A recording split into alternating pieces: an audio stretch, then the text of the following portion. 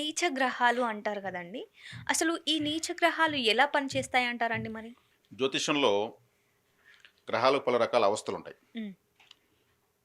ప్రతి గ్రహము ఒక చోట విపరీతమైన బలాన్ని పొందుతుంది. ఇంకో చోట విపరీతంగా బలాన్ని కోల్పోతుంది. హ్మ్. కొంతమంది అంటారు, నాకు ఆ ఊర్లో బలం లేదు. నేను ఆ ఊర్లోకెళ్ళి ఏం చేయలేను. అదే ఈ ఊర్లో అంటావా అందరూ నాకు తెలిసిన వాళ్ళే. హ్మ్. నేను రావాల్సిన పని వల్ల ఫోన్ చేసి చెప్తే నీకు అన్ని పనులయిపోతాయి. అవును. అంటే అక్కడ నీచము.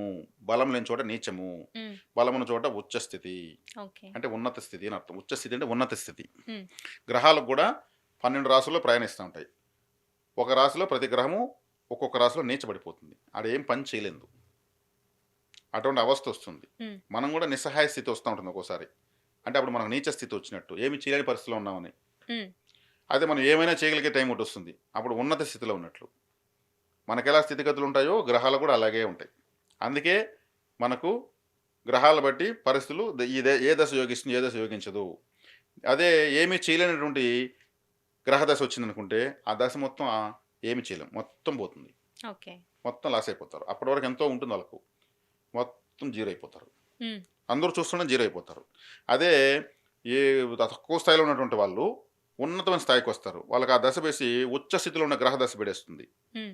వాళ్ళు అందరూ చూసిన పైకి వచ్చేస్తారు. ఓకే. అందుకే ఓడలు బండ్లు అవుతాయి, బండ్లు ఓడలు అవుతాయి అంటూ ఉంటారు. ఈ అవునండి. గ్రహపాల విన్యాసాలు ఇవన్నీ. హ్మ్. రవిగ్రహము మేషరాశిలో ఉచ్చ స్థితి పొందుతుంది. మేషం అగ్నితత్వ రాశి. హ్మ్. ఆ అగ్గిలో అగ్గి పడితే ఏమవుతుంది, ఇంకా ఎక్కువ మంట అవుతుంది. మంటవుతుంది. అంటే రవి అక్కడ ఉచ్చ స్థితి పొందుతాడు. హ్మ్. అక్కడ 100% ఫోర్స్ ఉంటుంది రవికి. దానికి ఆపోజిట్ 180 డిగ్రీస్ నేరుగా ఎదురుంగా తులారాశి ఉంటుంది. హ్మ్. తులారాశిలో నీచబడిపోతుంది. ఓకే. ప్రతి గ్రహము తాను ఎక్కడైతే ఉచ్చస్థితి పొందుతుందో దానికి స్ట్రైట్గా 180 డిగ్రీస్లో 7వ రాశిలో నీచబడిపోతుంది. హ్మ్. అక్కడ ఏమీ చేయలేదు. అదే రవి తులారాశిలో ఉంటే ఏమీ బలం ఉండదు. వాళ్ళకు ప్రభుత్వపరమైనటువంటి పనులు కావు. హ్మ్. ప్రభుత్వ మూలకంగా బాధలుంటాయి. ఓకే. ఐటీ దాడులు, లేదంటే వీళ్ళ స్థలము ప్రభుత్వం ఆధీనంలోకి వెళ్ళిపోవడము, హ్మ్. లేదు ప్రభుత్వం తీసుకున్నాక నష్టపరిహారం తక్కువే కట్టివ్వడము, హ్మ్. ఇట్లా ప్రభుత్వ పరంగా వీళ్ళేం ట్రై చేయాల్సి పనిలే. ఓకే. వీళ్ళు గవర్నమెంట్ జాబ్ అని ఉంటారు. అలా గవర్నమెంట్ జాబే రాదు వాళ్ళకు. హ్మ్. అంటే నీచగ్రహము ఉచ్చగ్రహము ఉచ్చస్థితిలో ఉంటే వీళ్ళు రాష్ట్రపతులు, ప్రధానమంత్రులు, గవర్నర్లు, సెంట్రల్ మినిస్టర్లు, ఎంపీలు, ఎమ్మెల్యేలు, హ్మ్. ప్రభుత్వపరమైనటువంటి ఉన్నత పదవులు, ప్రభుత్వపరమైన మెడల్స్, హ్మ్. వైస్ ఛాన్సలర్లు, ఐఏఎస్లు, వీళ్ళంతా అడ్మినిస్ట్రేషన్ మొత్తం పరిపాలన అనే స్థాయిలోకి వెళ్ళిపోతారు. ఓకే. ఏమి చదువుకున్న వ్యక్తి మినిస్టర్ అవుతాడు, ఎమ్మెల్యే అయిపోతాడు. హ్మ్. చదువుకున్నది ఏముండదు మళ్ళీ. రవిగ్రహం బాగుంటాడు అంతే, ఇంకేం లేదు. ఓకే. అది ఉచ్చస్థితి. ఎమ్మెల్యేగా ఉంటే అదృష్టం ఉండాలంటూ ఉంటారు. రవి ఉచ్చస్థితిలో ఉంటే చాలు. హ్మ్. వాళ్ళు డబ్బులే లేకపోయినా వేరే వాళ్ళ వెనకాల పెట్టుబడి పెట్టి పోటీ చేపించి గెలిపిస్తారు. హ్మ్. అదే నీచ స్థితిలో రవి ఉంటే వాళ్ళ ఇంట్లో అందరూ తాతోళ్ళు ముత్తాలు ఎమ్మెల్యేలు ఉన్నా ఇతను రవి నీచలో ఉంటే ఇతను డిపాజిట్ కూడా రాదు, ఓడిపోతాడు. ఓకే. ఎక్కువ ఖర్చు పెడతాడు. చిన్న ఎందుకు ఫస్ట్ టైం పోటీ చేయని క్యాండిడేట్ చేతిలో వాళ్ళ ఇంట్లో రాజకీయ కుటుంబంలో చూసిన వ్యక్తి భారీ క్యాండిడేట్ ఓడిపోయినాడు అంటుంటారు. హ్మ్. అతను రవి బాగుంటే ఇతను రవి బాగుంటాడు అంతే. అవునండి. వాళ్ళ తాతలు రవి బాగుంటే ఇతను బాగున్నాడు. హ్మ్. అంటే నీచ స్థితి అనే దాని మీద మనం ఇక్కడ మాట్లాడాం. హ్మ్. అంటే గ్రహానికి బలము లేకపోతే పూర్తిగా జీరోలో ఉంటే అది నీచ స్థితి. ఓకే. ఏమీ చేయలేని స్థితి. ఇప్పుడు డ్రైనేజ్ వాటర్ ఉంటుంది, తాగుతామా? లేదు. డ్రింకింగ్ వాటర్ ఉంటుంది, ప్యూరిఫైడ్ వాటర్ హ్మ్. తాగుతాం. రెండు వాటరే కదా. ఇది ఉచ్చ స్థితమైన వాటర్, ఉన్నతమైన వాటర్. హ్మ్. ఇది నీచ వాటర్. ఇక్కడంతా దోమలు, కంపు, హ్మ్. కసానం ఉంటుంది. అంతే. ఓకే. ఒక డ్రైనేజ్ వాటర్కి ఒక డ్రింకింగ్ వాటర్ ఉన్న తేడా హ్మ్. గ్రహానికి వస్తుంది. అందుకే నీచ గ్రహాలు ఎక్కువగా ఉన్నటువంటి సందర్భాల్లో పుట్టకూడదు. హ్మ్. అప్పుడేమవుతుంది, వాళ్ళకు జీవితం అంతా కూడా దుర్భరమైన జీవితం ఉంటుంది. ఓకే.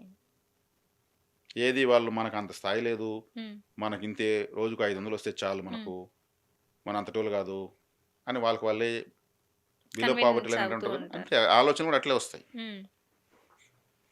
ఈ నీచగ్రహం యొక్క నీచత్వాన్ని కూడా కాస్త తగ్గించి బలం పెంచుకోవాలంటే జ్యోతిష్ శాస్త్రంలో పరిహారాలు ఉంటాయి. హ్మ్. ఈ నీచ స్థితిలో గ్రహం ఉన్నప్పుడు ఆ గ్రహ సంబంధించిన దానిపైన ఎక్కువ తాపత్రయపడుతుంటారు. ఓకే. లేదు కదా! హ్మ్. దానికోసం ఎక్కువ ఆరాటం. ఇప్పుడు ఆకలిగా ఉందనుకోండి, అన్నం కోసమే కదా ఆరాటపడతాము. హ్మ్. దాహం కూడా నీళ్ళ కోసం తపిస్తాం. అవునండి. ఇప్పుడు గాలి లేదనుకోండి, గాలి ఉన్న చోటికి చెట్టు కిందకి పోతాం. హ్మ్. వేడి ఉందనుకోండి, చల్లగా ఉన్న చోటుకెళ్తాం. హ్మ్. ఏది లేదో దానికోసం ఎట్లా తప్పిస్తామో, ఈ నీచ గ్రహం ఏది ఉంటుందో ఆ గ్రహానికి సంబంధించి ఏమీ రాదు. హ్మ్. దానికోసమే జీవితం తప్పించేట్టు అయిపోతుంది. ఓకే. ఎందుకంటే అది లేదని తెలిసిపోయింది. హ్మ్. దానికోసమే తప్పించేట్టు జీవితం దానికోసం తప్పించి పుట్టినట్టు అయిపోతుంది. అంటే దానికి సంబంధించినటువంటి పుణ్యము గత జన్మలో చేయలేదు అని అర్థం. ఓకే. ఏదైతే చేయలేదో అది ఇప్పుడు అనుభవించడానికి లేదు. హ్మ్. కలగనొచ్చు. ఐఏఎస్ అయినట్టు, ఐపీఎస్ అయినట్టు కల అయితే కనొచ్చు ఫ్రీ. హ్మ్. దానికి ఎవరు అడ్డం లేదు. దానికేం జీఎస్టీ కట్టాల్సిన లేదు. కల మాత్రం కనొచ్చు. అనుభవించలేం. ఓకే. అదే ఉచ్చ స్థితిలో ఉందనుకో, మనం ప్రయత్నించాల్సిన అవసరం లేదు. అది ఆల్రెడీ మన దగ్గర ఉంటుంది. బై హ్మ్. బర్త్ గోల్డెన్ స్పూన్‌తో మనం ఏదైనా తినొచ్చు, తాగొచ్చు. హ్మ్. అది పూర్వజన్మ చేసుకుంది రెడీగా వెయిట్ చేస్తూ ఉంటుంది. ఇది సుకృతం, దుష్కృతం. ఓకే. సుకృతం ఉచ్చ స్థితి, దుష్కృతం నీచ స్థితి. హ్మ్. అదే అదే రవి నీచమైతే ఏమవుతుంది? చిన్నప్పుడే తండ్రిని కోల్పోవడం. నీచ కదా! హ్మ్. రవి అంటే తండ్రి కదా! అవును. చిన్నప్పుడే చనిపోతారు. లేదు తండ్రి ఎంతో కష్టపడి హ్మ్. ఏదో బండి తోసో, ఏదో ఇంకేదో కష్టపడి కట్టెలు కొట్టో, హ్మ్. లేదా ఇంకేదో లేబర్ పని చేసో, హ్మ్. తనకు అంతకుమించి తెలివితేటలు, టాలెంట్ ఉండదు. అందులో నుంచి ఇంకెవరన్నా ఏదో ఇస్తే దాన్ని తీసుకొచ్చి ఇక్కడ ఇవ్వడము, హ్మ్. ఇలా. ఇప్పుడు మనం చెప్పడానికి, వినడానికి కూడా ఎంత ఇబ్బందిగా ఉంది? అవునండి. చాలా దుర్భరంగా ఉంటుంది. అదే ఉచ్చ స్థితిలో రవిగ్రహం ఉంటే తండ్రి రూ. 100 అడిగితే రూ. 1000 ఇస్తాడు. హ్మ్. మళ్ళీ మళ్ళీ అడగద్దు, పెట్టుకో, ఇది అయిపోయినాక మళ్ళీ నువ్వు ఖర్చు పెట్టుకో. హ్మ్. 100 అడిగితే ఒక 500 ఇస్తాడు. పెట్టుకో, పాకెట్ మనీగా పెట్టుకో. హ్మ్. ఆ స్థితిలో తండ్రి ఉంటాడు. ఓకే. అదే చంద్రుడు నీచగా ఉంటే చిన్నప్పుడే తల్లి చనిపోవడము, తల్లికి లేదంటే తల్లికి ఎక్కువ కష్టం ఉండడము, హ్మ్. తల్లికి ఎప్పుడు అనారోగ్యంగా ఉండడము, మాతృ సౌఖ్యం లేకపోవడము, హ్మ్. ఆ, ఇంకెవరన్నా పినతల్లి సాకడము, ఓకే. వాళ్ళు సరిగ్గా చూసి లేకపోతే లేదు. హ్మ్. అంటే తల్లికి సంబంధించినటువంటి సౌఖ్యాలు ఏమి రావు. ఓకే. చూస్తూ ఉంటాం కదా, హ్మ్. తల్లి హ్మ్. లేని పిల్లలు, అవునండి. తండ్రి లేని పిల్లలు. రవి చంద్రుడు ఇద్దరు నీచి పడితే తల్లి తండ్రి చిన్నప్పుడే లేరు. హ్మ్. తల్లిదండ్రులు లేని పిల్లల కోసం స్కూల్స్ ఉంటాయి. అవును. గ్రహాలు తెలియజేస్తాయి వీళ్ళకి, మేము ప్రకృతి తీసుకుని వస్తుంది, వీళ్ళకి తల్లిదండ్రులు లేకుండానే బతకాలి అని తల్లిదండ్రులు వెనక్కి లాక్కుని వస్తుంది, ఓకే. తీసుకెళ్ళిపోతుంది ప్రకృతి. హ్మ్.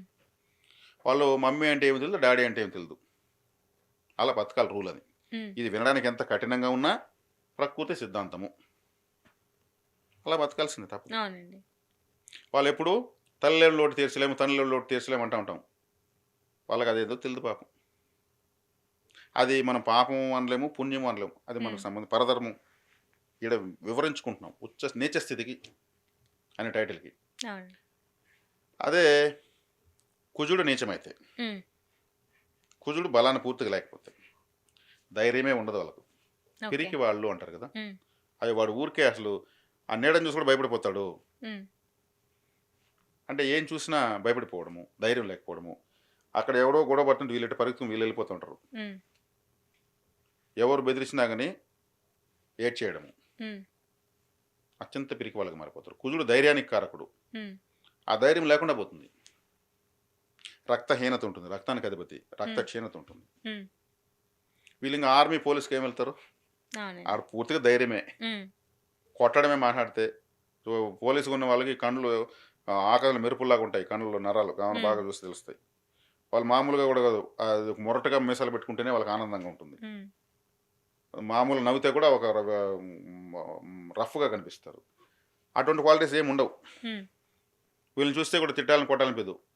వాడు చాలా భయస్తుడు, వాడిని మనమేమో చేయగలుగుతాం పాపం. ఒకవేళ తప్పు చేసేస్తే కూడా వీళ్ళు టకాలను కాలు పట్టుకునేస్తారు, దయచేసి నన్ను ఏమనదండి. హ్మ్. అంత పెరికితనం వచ్చేస్తుంది. ధైర్యం చాలా అవసరం కదా జీవితంలో. అవునండి. ధైర్యం లేకపోతే ఏం చేస్తాం? అంత పిరికి వాడికి ఎవరన్నా పిల్లనిస్తారా? ఇవ్వరు. కుజుడు నీచపడితే అలా ఉంటుంది. ఓకే. తను ఏ విధంగా దేన్ని ఎదుర్కోలేడు, హ్మ్. ఎదుర్కొనే శక్తి ఉండదు. బల్లి నెత్తిన పడితే కూడా అరిసి కేకలేసి బాంబులు వేసినంత పని అరిచేస్తాడు. హ్మ్. అదే కుజుడు ఉచ్చస్థితిలో ఉంటే డ్రాగన్ మన కింగ్ కోబ్రా వస్తే కూడా దాన్ని పోరాడి దాన్ని పట్టి ఒక బ్యాగులో వేసి ఎత్తుకొచ్చి ఇలా చూపిస్తాడు, విన్యాసం చేస్తాడు. హ్మ్. అంత ధైర్యం ఉంటుంది. ఓకే. అది కుజుడు నీచపడితే ఇక్కడ మన నీచ స్థితికే మనం ఎక్కువ ఎక్స్ప్లెనేషన్ ఇస్తున్నాం. హ్మ్. టైటిల్ అదే కాబట్టి. అవును. తర్వాత మనకు బుధుడు నీచపడితే, హ్మ్. బుధుడు అంటే మేనత్త, మేనమామ, సోదరీలు, హ్మ్. సరే బంధుకారకత్వం పక్కన పెడదాం. బుధుడు అంటే ఇంటెలిజెన్స్, హ్మ్. బుద్ధి కారకుడు బుధుడు, బుద్ధి సూక్ష్మత. ఓకే. బుద్ధి సూక్ష్మత ఉండదు. హ్మ్. అంటే మ్యాథమెటిక్స్ వేయలేరు. ఆ, వీళ్ళకు జీవితంలో ప్రతి ఒక్కదాన్ని ఎలా తెలివిగా వ్యూహాత్మకంగా ఎదుర్కోవాలో తెలియదు. హ్మ్. ఇప్పుడు మహాభారతం జరిగింది. హ్మ్. మహాభారతం జరిగితే బుద్ధి కుశలత ఎవరికి ఎక్కువ ఉంది? మహాభారతం టోటల్ మహాభారతంలో బుద్ధి కుశలత కృష్ణుడు, శకుని. కృష్ణుడు. శకుని హ్మ్. అటువైపు బ్రెయిన్తో పనిచేసిన శకునే, హ్మ్. ఇటువైపు బ్రెయిన్తో పనిచేసింది శ్రీకృష్ణుడు. శ్రీకృష్ణుడు. వీళ్ళు ఆయుధాలు ఎత్తుకోలేదు, ఎవరిని చొక్కాలు పట్టుకోలేదు, హ్మ్. కానీ మొత్తం నడిపించింది వీళ్ళిద్దరే, అటువైపు ఇటువైపు ఇద్దరు. హ్మ్. చాలా చాలా బ్రెయిన్ చూపించారు, హ్మ్. క్యాల్కులేటెడ్. హ్మ్. అంటే ఇటువంటి బుద్ధి సూక్ష్మత, చురుకైనతనం ఉండదు బుధుడు నీచపడితే. బంధు విరోధాలు ఎక్కువైపోతాయి. ఓకే. బంధువులు ఎవరు వీళ్ళు చూసినా వాల్యూ ఉండదు. హ్మ్. వీళ్ళు కూడా బంధువులు దూరంగా ఉంటారు. మనకు సెట్ కాదబ్బా, మేము పోయేది లేదు, వచ్చేది ఎవరితో పలికేది లేదు హ్మ్. అంటూ ఉంటారు. బంధువులు కూడా వీళ్ళకి కాదు, వీళ్ళంటే బంధువులు కాదు. అంటే బుద్ధి చురుకుదనం ఉండదు. అంటే బుధుడు చాలా ఇంపార్టెంట్. అంటే హ్మ్. క్యాలిక్యులేషన్ అంతా బుధుడే. హ్మ్. జీవితం ఒక పెద్ద క్యాలిక్యులేషన్. ఆ జీవితానికి సంబంధించిన క్యాలిక్యులేషన్ సరిగ్గా వేయలేరు. హ్మ్. నీచబడిపోయాడు కదా. కాబట్టి బుధుడు అంటే సోదరి, సిస్టర్స్, వాళ్ళు కూడా ఒక విధంగా పనికి మాలలో ఉంటారని చెప్పొచ్చు. నీచబడిపోయారు కదా. అవునండి. ఎంతమంది లేరు, మంచి వాళ్ళు ఆడవాళ్ళు ఉన్నారు, చెడ్డ వాళ్ళు మా హ్మ్. మగవాళ్ళు ఉన్నారు. హ్మ్. చెడ్డవాళ్ళు ఏదైనా సరి సమానం ఉన్నట్టే. ఉన్నారు. హ్మ్. ఈ గ్రహకారకత్వాల వల్ల ఎవరు ఎలా ఉండాలి అలా ఉంటారు. ఇది బుధుడు అంటే ఇంకా బుద్ధి అంటే చదువు హ్మ్. బాగా చదువుతుంది కదా, బుద్ధి వస్తుంది. అవునవును. జ్ఞానం ఇది పెరగాలంటే అందుకే చదువు. సరస్వతి కటాక్షం లేదని అర్థం. హ్మ్. వీళ్ళ డాక్యుమెంట్స్, బుధుడి డాక్యుమెంట్స్ ఎప్పుడు కరెక్షన్సే. హ్మ్. ఎత్తుకుని ఆఫీసులు తిరుగుతూనే ఉంటారు వీళ్ళు. ఓకే. మళ్ళీ వీళ్ళు కరెక్ట్గా వచ్చినా కానీ తీసుకొస్తే జిరాక్స్ ముద్దకు వచ్చేస్తుంది. హ్మ్. దాన్ని అప్పుడు ఆడ చూసుకోరు, మళ్ళీ పోతారు. ఇది ఏం కనిపించలేదు, జిరాక్స్ చేశాను నేను, అప్పుడు చూసుకుని మళ్ళీ వాడు జిరాక్స్ డిమార్ చేసి మళ్ళీ పోతారు. వీళ్ళకు జిరాక్స్ చేసేటప్పుడు మెషినరీ రిపేర్ వస్తుంది, లేదా ముద్దకు వస్తుంది, లేదా నలిపి వచ్చేస్తుంది. హ్మ్. అందరికీ రాంది వీళ్ళకే ఎటు వస్తుంది? బుధుడు చాలా ఇంపార్టెంట్. ఓకే. ఆధారం, బుధుడు అంటేనే ఆధారం. ఇప్పుడు ఇది 500 రూపాయల నోటు అనేదానికి అది ఆధారం, ఆ నోటే ఆధారం, అదే ఆ నోటు ఆధారం. హ్మ్. 100 రూపాయల నోటు ఇదే అనేదానికి అది ఆధారం, ఆ ప్రింటింగ్ ఆధారం. అవునవును. ప్రింటింగ్ అంతా బుధుడు. హ్మ్. అందుకు వీళ్ళకు జిరాక్స్ పేపర్ కూడా కరెక్ట్గా రాదని చెప్పి ఓకే. బ్యాంక్ పాస్బుక్లో కూడా రివర్స్లో పెట్టేస్తాడు. పాస్బుక్ ఆఫీసర్ మాట్లాడుతూ దాన్ని ఇట్లా పెట్టాలని ఇట్లా తెప్పించి పెడతాడు. హ్మ్. సార్ వెనక్కి మళ్ళీ చూసుకొని మళ్ళీ వేయిస్తుంటారు. హ్మ్. అట్లా ప్రతి ఒక్క చోట డాక్యుమెంట్ ప్రాబ్లం వస్తుంటుంది. అదేవిధంగా బుధుడైన తర్వాత గురువు నీచబడితే, హ్మ్. గురువు ధనకారకుడు, సంతానకారకుడు, హ్మ్. బంగారము, ఆలయము, అదేవిధంగా జ్ఞానమే ఉండదు వీళ్ళకు. హ్మ్. జ్ఞానం లేనప్పుడు ఏమవుతుంది? ధనకారకుడు జ్ఞానం లేకపోతే డబ్బు కోసం దిగజారుతారు, డబ్బు రాదు. ఒకవేళ వీళ్ళు భారీగా వచ్చినా పట్టుబడిపోతారు. భారీగా దొంగలు ఇచ్చి పట్టుబడిన దొంగలు అంటారు. చిన్న చిన్న దొంగతనాలు చేస్తుంటే దొరకరు. పెద్ద హ్మ్. ఎందుకు ఈ ఎన్ని రోజులు నేను దొంగలు ఇచ్చేది, పెద్ద పెద్ద దొంగతనాలు చేస్తారు, దొరికిపోతారు. అవును. భారీగా డబ్బు రాకూడదు వీళ్ళకు, చిన్న హ్మ్. చిన్నవే చేసుకోవచ్చు. కానీ భారీగా పోయినప్పుడు ఏం చేస్తాడు? పట్టించి లోపల వేస్తారు. ఓకే. అంటే ఇంక ఇదే కరెక్ట్, దొంగతనం చేసుకుని బతకడే కరెక్టు, ఇదే హ్మ్. ధర్మమైంది, ఇది చాలా పవిత్రమైన వృత్తి అని ఎంచుకుంటారు వాళ్ళు. ఓకే. లేదంటే ఆ, ఏదో అబద్ధాలు చెప్తుంటారు. హ్మ్. అంటే ఆ గురువు నీచబడితే డబ్బుకు తక్కువ స్థాయిలో ఆలోచించి డబ్బు సంపాదించాలి. హ్మ్. తక్కువ స్థాయిలో ఆలోచించకపోతే డబ్బు, ఉన్నతంగా ఆలోచిస్తే వాళ్ళకి డబ్బు రాదు. ఎందుకు? నీచబడిపోయాడు గురువు. హ్మ్. అటువంటి పిల్లలే పుడతారు. మళ్ళీ నీచబడిపోయాడు కదా, పిల్లలు కూడా జ్ఞానం లేని పిల్లలే పుడతారు. జ్ఞానం లేదంటే అజ్ఞానం ఉండే వాళ్ళు పుడతా ఉంటారు. హ్మ్. కొంతమంది ఉంటారు చిన్న పిల్లల్ని ఎండలో బండి పెట్టేసి డబ్బులు పెడుతుంటారు. హ్మ్. గురువు సంతానకారకుడు అన్నాను కదా! పిల్లల్ని చూపించి. కొంతమంది ప్రెగ్నెంట్‌గా ఉంటారు. ఎండకు ఆ ప్రెగ్నెంట్‌గా తిరుగుతూ డబ్బులు పెడతా ఉంటారు. వాళ్ళు మనం తిట్టినా ప్రయోజనం లేదు. కొంతమంది చంకలో బిడ్డనేసుకునేసి ఏడుస్తా ఉంటుంది బిడ్డ. హ్మ్. ఏడుస్తా ఉంటే వాళ్ళు పాలివ్వరు, నీళ్ళివ్వరు. ఆ పిల్ల ఏడిస్తేనే అవతలోళ్ళు డబ్బిస్తారు. ఓకే. బిడ్డ ఏడుస్తా ఉంటే డబ్బులివ్వండి. హ్మ్. ఏడవకపోతే అడిగేదానికి వీళ్ళకు అది పెద్ద ఒక ఆయుధంలాగా వాళ్ళు ఫీల్ అవుతుంటారు. హ్మ్. ఎండకు, ఆకలికి, దాహానికి తల్లి దగ్గర పాల కోసం ఆ బిడ్డ ఏడుస్తా ఉంటుంది. హ్మ్. కానీ ఆ ఏడుపుని చూపించి డబ్బెడుతుంటారు వాళ్ళు. గురువు నీచ. ఓకే. సంతానకారకుడు గురువు, హ్మ్. ధనకారకుడు గురువు. సంతానం చూపించి డబ్బులు పెడతా ఉంటారు. హ్మ్. ఇటువంటివన్నీ చూస్తే మనకు వాళ్ళకి బుద్ధి లేదా అనిపిస్తుంది. కానీ గురువు నీచగా ఉన్నప్పుడు వాళ్ళు పుట్టినారు. హ్మ్. గురువు అంటే ఆలయం అని చెప్పాను. ఆలయాలకని ఈ పని చేస్తూ ఉంటారు. అవునండి. ఎక్కువ మనం గుడి గుడికి వెళ్ళినప్పుడే జూస్తూ ఉంటాం. ఇది గ్రహపాల విన్యాసం ఇదంతా. హ్మ్. వాళ్ళకి జ్ఞానం ఉండదు. అజ్ఞానమే వాళ్ళ దృష్టిలో జ్ఞానం. అశుభ్రంగా ఉండడం వాళ్ళ వాళ్ళ దృష్టిలో జ్ఞానం. హ్మ్. వాళ్ళ ఆ టైంలో గ్రహాలు అలా ఉన్నప్పుడు పుట్టారు. అలాగే పెరుగుతారు. అలాగే చేస్తారు. ఇది మార్పు రాదా? దేవుడు అందరిని ఈక్వల్‌గా చూడ్డా అంటే ఎలా ప్రకృతిలో అన్నీ ఉన్నాయి. హ్మ్. ప్రతి ఒక్కటి ఉంది. మంచి పులుపు, చెడుంది, కారము, చెడుంది. చేదు అన్ని వగరు ఎట్లున్నాయి అట్లా అన్నీ ఉన్నాయి. మనం విజ్ఞతకు చూసుకుని ఓహో! ఇలా ఉంటుందా అని. ఇప్పుడు ఇది చెప్పడం వల్ల ఈ కారకత్వాలు వినేసి సమాజంలో మన వీడియో చూసుకున్నోళ్ళు కరెక్ట్ అని అతను చెప్పింది ఇలా ఉందనేసి. వీళ్ళకి తోచితే ఇవ్వచ్చు. హ్మ్. లేదు పోవచ్చు. అవును. వాళ్ళేం అగ్రిమెంట్‌లో కనిపించినంత మాకేళ్ళని గవర్నమెంట్ ఏమో సర్టిఫికేట్ ఇయ్యదు వాళ్ళకు. హ్మ్. గురువైన తర్వాత శని నీచ. శని నీచ అంటే శని అసలు వృత్తికారకుడు. హ్మ్. కఠినమైన శ్రమ ఉంటుంది. కఠినమైన శ్రమ. ఓకే. వాళ్ళు ఓ 50 కేజీల మూటలు రోజుకో 200 మూటలు మోసి హ్మ్. ఆ డబ్బు తీసుకొని బతుకుతుంటారు. అత్యంత బరువులు మోసేవాళ్ళు. లేదంటే కట్టెలు చీల్చేవాళ్ళు. లేదా ఏదో రంపాలతో కోసేవాళ్ళు. హ్మ్. రోడ్డు పనులు చేసేవాళ్ళు. ఎండ కూడా చూడరు వాళ్ళు టోపీలు వేసుకొని అటు భయంకరం తారులో చానా శ్రమ చేస్తుంటారు. కఠినమైన శ్రమ అంతా ఉంటుంది. హ్మ్. శని నీచమైతే. శ్రమకారకుడు కాబట్టి. ఓకే. వృత్తికారకుడు కాబట్టి. హ్మ్. అంటే అట్టడుగు స్థాయి. ఓ రూ. 50 కూలీ కానించి ఉండే వాళ్ళంతా ఎక్కువ సినిమా వస్తారు. అది అది అత్యంత కఠినమైనటువంటి ఏమి వీళ్ళు ఇంతగా ఇంత కష్టపడతారో ఒక 200 కోసం అని మనకు అనిపిస్తూ ఉంటుంది. హ్మ్. అంత కఠినమైన శ్రమిస్తారు. వాళ్ళ శక్తి ఉన్నంత వరకు కష్టపడతారు. వృద్ధులైపోతే కష్టపడలేరు. హ్మ్. అప్పుడు కఠినమైన పని చేద్దామంటే ఎవరు ఇవ్వరు వయసైపోయినాక. అప్పుడు ఇంకా దుర్భరమైనటువంటి వృద్ధత్వం వచ్చేస్తుంది. ఓకే. శని నీచపడకూడదు. అదేవిధంగా శని ఆయుష్కారకుడు. హ్మ్. మామూలుగా కర్మాగారాల్లో పేలుళ్ళు జరిగి, కర్మాగారాలు పెద్ద పెద్ద గోడలు పడిపోయి చనిపోతుంటారు హ్మ్. కార్మికులు. వాళ్ళకంతా ఫ్యాక్టరీ వాళ్ళకి 10,000, 20,000 లేదా రూ. 1,00,000 ఎక్కువ ఉంటే ఇచ్చేసి అమానిపిస్తారు. వాళ్ళకి పెద్ద ఇన్సూరెన్స్ వేసుకునేది కూడా తెలియదు వాళ్ళకు. హ్మ్. అంటే శనేశ్వరుడు నీచబడితే ఒక్క రూపాయికి రూ. 100 కష్టం చేసి బతకాలని అర్థం. ఓకే. అదే రూ. 100 కావాలంటే రూ. 10,000 కష్టం చేయాలి. హ్మ్. కాబట్టి శని నీచపడితే అలా ఉంటుంది. ఆయుష్ కూడా ఎక్కువ ఉండదు. హ్మ్. ఆయుష్ ఎక్కువ ఉందంటే ఆరోగ్యం లేకపోతేనే ఆయుష్ ఉండదు. ఓకే. ఒకవేళ ఆరోగ్యం ఉన్నా ప్రమాదాల బారిన పడిపోతారు. ఆ కఠినమైన దేహం కనీసం వాళ్ళకు సోపు కొనుక్కోవడానికి కూడా ఉండదు. ఎక్కడో రోడ్ సైడ్ ఓ ట్యాప్ కిందనో, ఓ పెట్రోల్ ఒక పంచాయతీ బోర్ కిందనో హ్మ్. స్నానం చేసేసి బట్టలు మార్చుకుంటుంటారు. మనం ఇవన్నీ ఎందుకు చెప్పాల్సి వస్తుందంటే గ్రహం నీచబడితే ఏ స్థాయిలో ఫలితాన్ని చూపిస్తుందని చెప్పడం కోసం అంత ఇంకేం లేదు. హ్మ్. ఓకే. మేము ప్రతి రోడ్లో వెళ్తా ఉంటే ప్రతి విషయాన్ని విశ్లేషిస్తూనే వెళ్తా ఉంటాను నేను. హ్మ్. నేనైనా నాలాంటి జ్యోతిష్ ఎవరైనా సరే. ప్రతి షాపు బోర్డు కూడా చూస్తాం. ఏ గ్రహాలకు సంబంధించిన కలర్స్ ఇతను బోర్డు వేసాడు. ఓకే.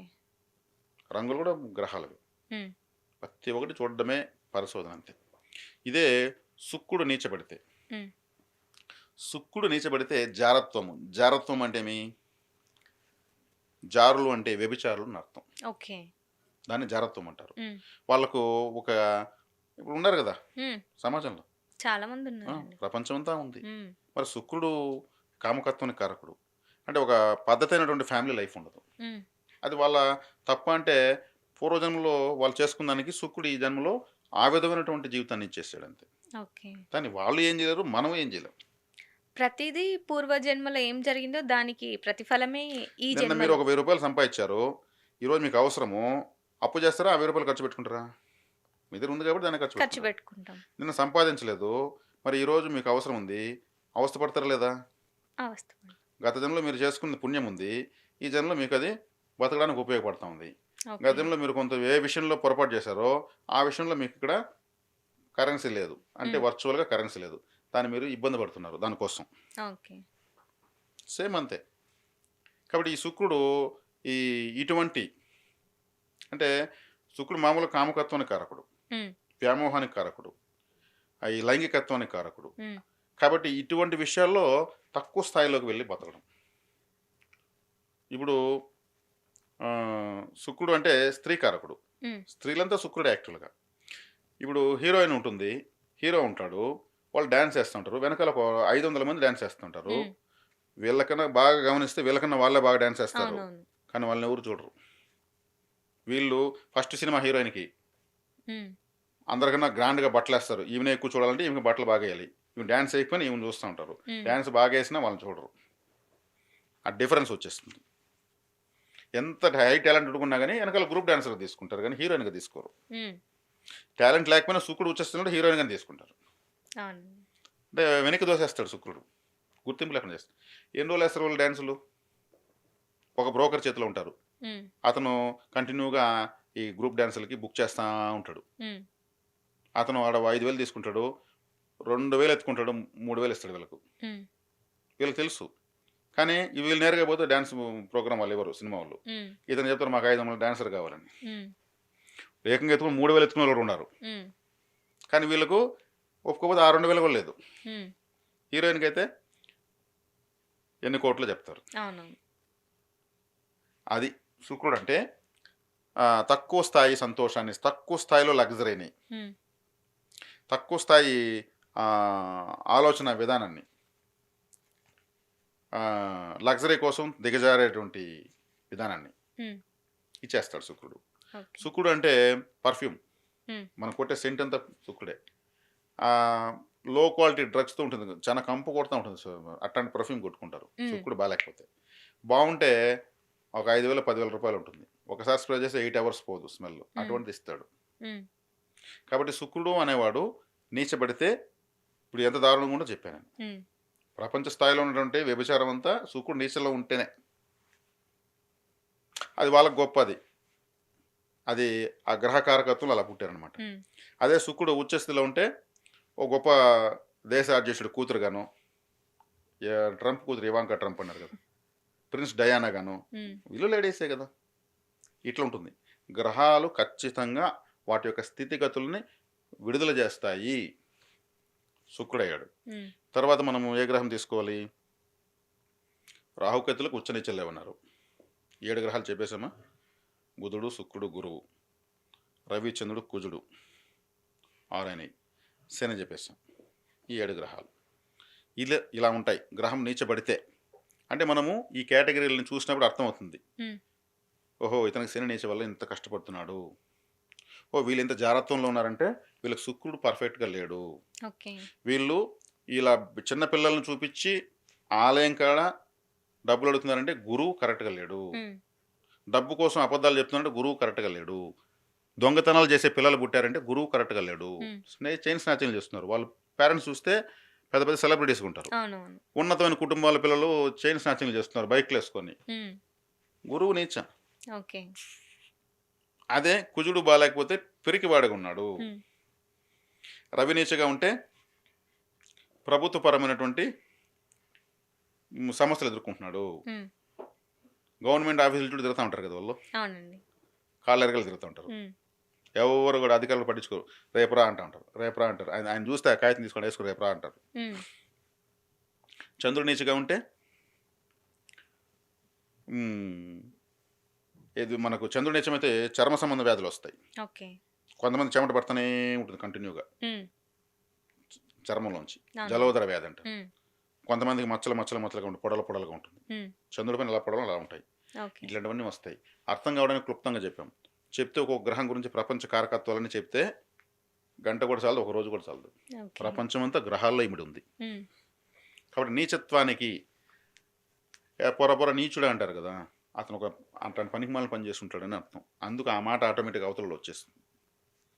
కాబట్టి ఈ ఉచ్చ నీచలు, యోగావయోగాలు జాతకంలో చూసుకొని గ్రహాలకు వాటికి ఏ ఆలయానికి వెళ్ళాలి, ఎప్పుడు వెళ్ళాలి, హ్మ్. ఎలా బిహేవ్ చేయాలి టెంపుల్లో, దేవుడితో ఎలా మనసుతో మాట్లాడాలి, ఎలా మన వైపు దేవుడు అనుగ్రహించేట్టుగా చూసుకోవాలి, ఈయన చెప్పి ఇచ్చేదే తంత్ర జ్యోతిష్యం. అది ఇంపార్టెంట్. ప్రతి ఒక్కరు 9 గ్రహాలు ఉంటాయి. 9 గ్రహాలు ఎలా ఉన్నాయి? బస్ స్టాండ్‌లో ఉన్నాయా? ఇంట్లో ఉన్నాయా? వీధిలో ఉన్నాయా? అనుకూలంగా ఉన్నాయా? ప్రతికూలంగా ఉన్నాయా? కన్‌ఫ్యూజన్‌లో ఉన్నాయా? అని చూసేదే జ్యోతిష్యం. ఓకే. కాబట్టి నీచ గ్రహాల యొక్క ప్రభావం ఇలా ఉంటుంది. ఓకే.